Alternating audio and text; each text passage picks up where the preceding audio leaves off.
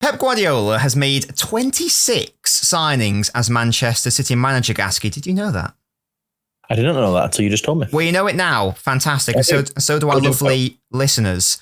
And what we're going to do today, Gasky, is grade every single one of those signings by Pep Guardiola, the flops and the tops of the Pep Guardiola era. Over 7 seasons, technically 8 if we're including this one. There's only been one signing so far this season, so we can't really talk about that too much. But yes, really over 7 seasons, realistically, 25 to 26 players signed. And as I say, we're going to be doing a grading of all of these signings. There aren't too many shitters, to be honest. Most of these are pretty good, but... Done well, to be fair. He's done well. Yeah, I was honestly a little bit surprised about how good a lot of these signings have been. Obviously, there are some whatevers, but we'll get into those, absolutely. And let's do it chronologically, shall we, Gasky? So we're starting with the 16-17 window. So, we've got... in this window, obviously, he had to try to revamp the team, coming in, new manager. He brought in Gundogan, Stones, Claudio Bravo, Nolito, Leroy Sane, Gabriel Jesus, and Zinchenko. A lot of players. Lovely indeed. And let's start with Gundogan, shall we? Who was actually his first ever signing, Gasky. And the most recent to leave. Why do you have to remind me? Because it's fun, isn't it? Yeah. I mean, the captain, the main man. And yeah, like you said, first signing, 7 years. That's a long time, isn't it? Yeah. Yeah. And I would say the player that's grown the most, because quite quiet to start with, but turns out to be actually have a starting position every week. Yeah, well, he actually signed for us injured. He did his medical on crutches. And then halfway through his first season... Yeah, I don't know. You've got to comment on players who fail medicals. I'm sorry, but someone passed on crutches. No, I genuinely don't understand how that works. Yeah. But yeah, he arrived injured, and actually he picked up another injury, like a really bad challenge. I can't remember the game, but halfway through the season, it just basically ended his season. So the first season was a little bit shaky in that regard. And I feel like in his first few seasons, he was really underrated. It's not really until the 22-23 and the 21-22, where he obviously won us the title on the last day of the season, where I think he properly got his roses, essentially. I think he was a really underrated player. You could argue that both seasons he kind of did, because he started it in the second half of this last season. He was amazing. Late running Gundogan. Yeah, exactly. And it works. Yeah, absolutely. Yeah, those goals against Everton, obviously the goals in the FA Cup final. It's coming up in really key crucial moments, and easily for me is in the absolute highest tier of City legends as well. He's not, because he's captaining us to a treble. He's got to be in there. He went from like a C to an A very quickly, I would say, in terms of the transfers. Yeah, definitely. And speaking of that, I think I've got to give him an A. Do we do plus and minuses for this, or is it just A, B, C, D, E? I think we'll save a star or A plus, depending on where you're from, for a certain someone, but we'll come to that later. Right. Okay. Well, let's give him an A then for now, and that's absolutely fine. So yeah, Gundogan gets an A. I'm not going to lie, I think a lot of these are going to be an A. Yes, a lot of them are. Yeah. But captain the treble. Unbelievably underrated. I still can't believe we've let him go for free to Barcelona. We should have tried to keep him. Do you think City have like a kind of structure where they don't want to give big contracts to players who are like potentially going to be 32 plus and potentially injuries? Yeah, because it seems to be a very common situation with them where these players are going out of contract at 31, 32. I know, but it's like he's still got so much to give. That's what annoys me. They do, don't they? But I feel like they're ready to make sure they've always got someone coming through, that they're always fresh. I know. Which also makes sense, but it's a difficult, it's like losing a loved one. God, escalated. Moving on. John Stones, a man who struggled at first, to be honest. Very similar to Gundogan in terms of the City career. Yeah, like I remember his first season, he made a lot of mistakes, to be fair. People saying, he's Bambi on ice, he's not good enough. And even I think it was like the 1920 season or where, again, he was like question marks over whether he's good enough. And like he was like even the subject of like bids for other Premier League clubs to leave City. Chelsea wanted him, didn't they? Maybe I think it might have been. I think it may have been someone even lower than that. Maybe even West Ham or something. Yeah, someone wanted him. Yeah. And he's gone from that to being this unbelievably versatile utility player who, in a Champions League final, decides to add dribbling to his game, and does more dribbles than like what was it? It's not even like he's built like a nimble defender. He's built like a centre back. But he somehow has just woke up one day and built this kind of ability to be able to do everything. It's quite crazy, to be fair. I've got to give him an A. No, he's an A as well. Yeah, definitely. Oh yeah, and you let me know if you agree with these, by the way, or whether you disagree. Same as Gundogan, like a C to an A based on his career, kind of. Yeah, pushed himself. Yeah, definitely. Claudio Bravo gets an F. No, he can get a U. You can get no. Actually, no. Actually, was he that bad? In his first season, there was a period that he faced like 10 to 15 shots on target and they all went in a row. Yeah, we'll have a U. Well, the only reason why I might upgrade that from a U to an F is because, and also he got red carded so much in the Champions League against, there was one against Barcelona, when Kyle Walker went into goal. That was when Bravo got sent off. Walker made more saves than him that day. But there was I think it was a league cup? There was a penalty shootout in a League Cup quarter final, I think, and Bravo actually did really well. And also in the Community Shield final against Liverpool, again, he saved some penalties. That's the only reason why I've not given it a U. When United played Betis, he was in goal. And even then I was like, he could have saved that. Yeah. Probably. Yeah, definitely. And also another reason why I'm not going to give it a U, just because Bravo was a proof of concept. This is how we're going to play out from the back. There was an idea. This is the first piece of the puzzle. Yeah. That puzzle piece didn't fit. Let's go and get another one. Exactly, yeah. So that's the only reason he's not on a U. But yeah, so bad. So terrible. Another rotter of a signing, really. Nolito. Do you even remember him, Gasky? I do remember him. He looks a bit fuggish as well. I was going to say, what's your sort of like, because he was only here for a season. He was only good for like 3 months of the season. So what's your memory? Yeah, he was average. He didn't stand out. No. But I think F would be brutally unfair because he wasn't crap. He wasn't good enough. He wasn't a good enough player to play at City's level. So I think E would be fair for him.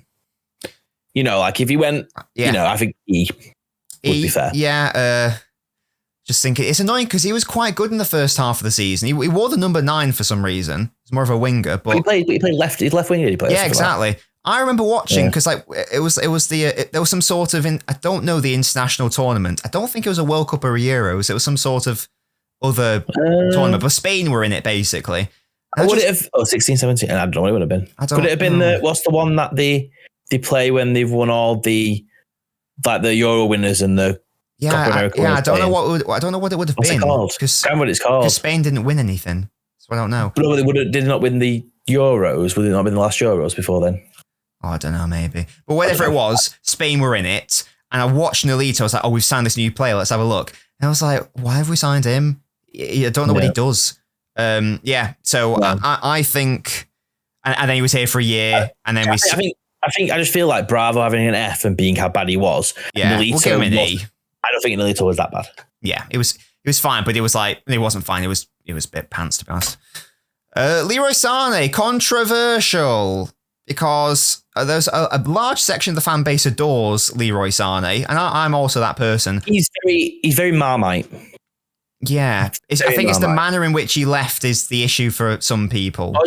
I think he's type of person as well, because you could tell he had a very big ego about himself, and I felt like he wanted to be the face, didn't he? He wanted to be a bigger player than he is. Yeah, he was still fantastic when he played. He was very, very good. Unreal, but he wasn't here for long enough. Kind of drifted away recently at Bayern Munich. He's kind of gone under the radar. Yeah, I don't think that injury against Liverpool helped, to be fair, when he did his ACL. I would say be like a B-. I'm not. I don't want to do minuses yet. We'll do B. Well, I'll let you pick then. I think a B is fair because when he was here, he won. He won young. He was young player of the season. I think up to a B based on how good he actually was, but then he's not near an A. No, I think if he stays longer, like everyone else, he'd be an A. But yeah, to be fair, you could probably kind of do with him now. Yeah, with Mahrez going. And Gabriel Jesus. Now, I'm not just saying this because of the Arsenal connection, but there's no way that Leroy Sané is being put in the same category as Jesus. Is a C. I think Jesus is a C. And he's just on that same mark as Zinchenko, I'm giving a C as well. Yeah. So yeah, like both of them two. Like Jesus was good, not great. He was good. He was. I think they expected of him what they expect of Alvarez now. You know, whereas when's needed, you need to be there ready, and he wasn't. When he started playing on the right wing, he was brilliant. It was like that could be his position. But clearly, he wanted more game time. That's why he left. It's not an issue there, I don't think. But yeah, in terms of ability, C, just straight in the middle.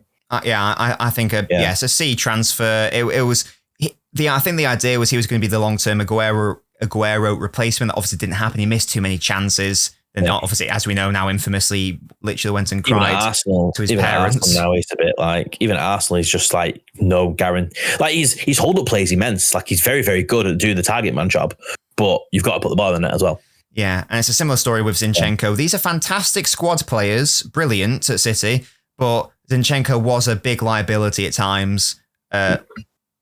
And then again, at Arsenal, you know, the fact that you got done against Liverpool and then you get crying on the bench, like you should be trying to, you know, get the team together. But exactly. And that rounds off the 16-17 season, moving on to 17-18. So annoying, this signing, because I was so excited for Benjamin Mendy to come to City. I was non-stop checking for transfer updates because I was like, we need a left back. He's the perfect left back option. But it's with Mendy, it's very difficult to give him a footballing related rating, not because of off-field antics, because he was injured all the time, and that is the issue. Because without the injury, exactly, he was good. He was good in the games he played. He was unbelievable. He never played. Exactly, he was in the first sort of like 5-6 games of the season. He was ridiculously good. He got the number of assists he got was outrageous. He was fantastic. I was like, this is the player. This is amazing. This is who signed from Monaco, and then he did his ACL in, and that was the end of it. When he came back from injury, it wasn't the same player. He couldn't move the same way. He was a liability defensively. So obviously cost a lot of money as well, like 50 million quid. So even discounting all the off-pitch issues or whatever, I think it's got to be an F based on... Yeah, I think based on, like 4 or 5 games isn't enough to even get out of F. No, definitely not, yeah. And as I say, you know, those first few games were immense and I was very excited, but it's not good enough. Walker is an A. He's the best right back in Premier League history. That's an easy one. Yeah, we talked about... If you want to learn more about our thoughts on Walker, go listen to last week's podcast where we ranked the top 5 right backs in Premier League history. That's an A. Nothing needs to be said there. I really hope he stays. Please don't go. Bernardo Silva, speaking of players who I really don't want to go, I think it's got to be another A. I think when you compare it with the other B we've given, I don't think you could put him in the same bracket as Sané. No, he's so much better. He offers so much more. Yeah. And unique. Yeah. Then it feels harsh. I don't know why putting Bernardo in an A feels harsh on Walker and Gundogan. They should be higher. Yeah. Really, when you think about it, shouldn't it? But maybe that's where we can give A+ and A stars. I'm not sure. At the end, but Edison's an A. I totally agree. He changed the way they played. He started totally. Danilo is a tricky one. I'd probably give him a... Would you say... I don't know how much he played. Did he play a lot? He played for a couple of seasons. He was all right. Under average, I would say. Yeah. And Laporte... A B? I think B is fine because... He had a very strong period. His first season and a half, he was unreal. Good. But sadly, it looks like he's going to be leaving and didn't really play much this season because he's not suited to the system. And I think a B is perfectly fair enough for Laporte. Yeah. I love him. He's my boy. And Mahrez. This is hard. Is C harsh? Oh, he's not a C. He's a... No. I would put him A. I wouldn't put him on A. I wouldn't put him on the same level as the A's we've given. Oh. I'd say a B+. I wouldn't put an A.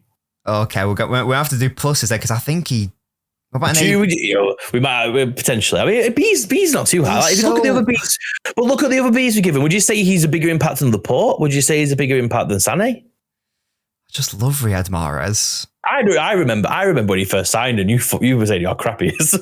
How times change. Because it wasn't his first season. He was fair, garbage, so wasn't it? He was garbage in his first season. Well, I'll tell you what. Maybe just I can't see an A for him. Okay, we'll give a B. Your final thought. It's your team. Your final say, but I just can't see it. I can't see it. We'll do a B, just because of the longevity factor. Just because he had four actual proper seasons at City, which maybe isn't enough to rank it highly. But it's an incredibly high B.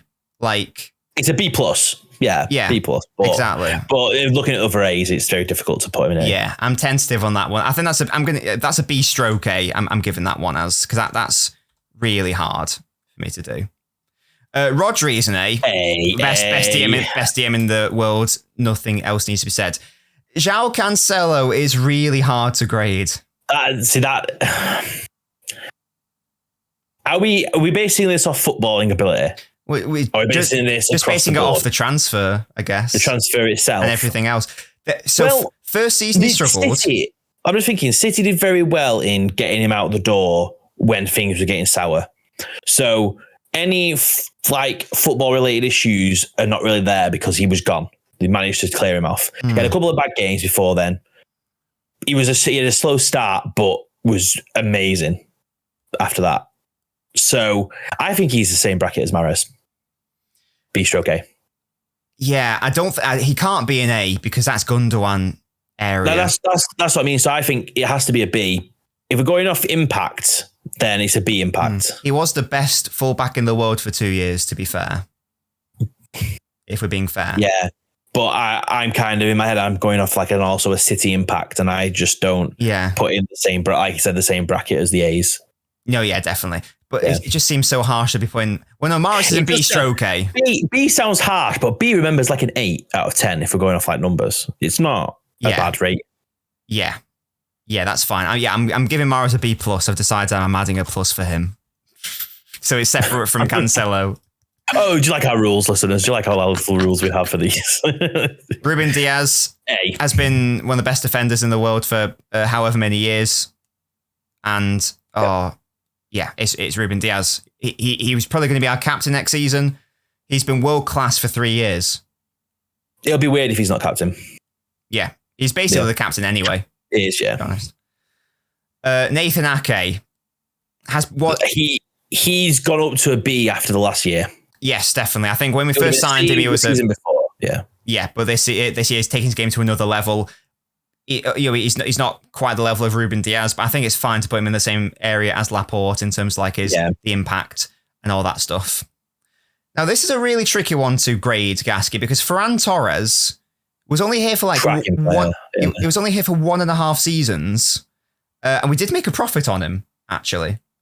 So I guess it depends how we want to grade it. I would say, but if we're saying the transfer, I would say he's a C. A C. Because nowhere near a B compared to the other Bs. But I would say he was only there for a year and a half, so that's like a D. But being able to make a profit on the transfer puts him up to a C. Because you managed to get rid of him as well and still not have a loss and type thing. So yeah, I would say C. Definitely. And now we go on to 21-22. This is where it gets pretty tricky because a lot of these gradings we're doing based on bias as well. Well, and we need to focus on the fact that they haven't had a chance to prove their total value yet. So, for example, we'll be fair. Grealish, for example, I don't feel comfortable putting in A yet.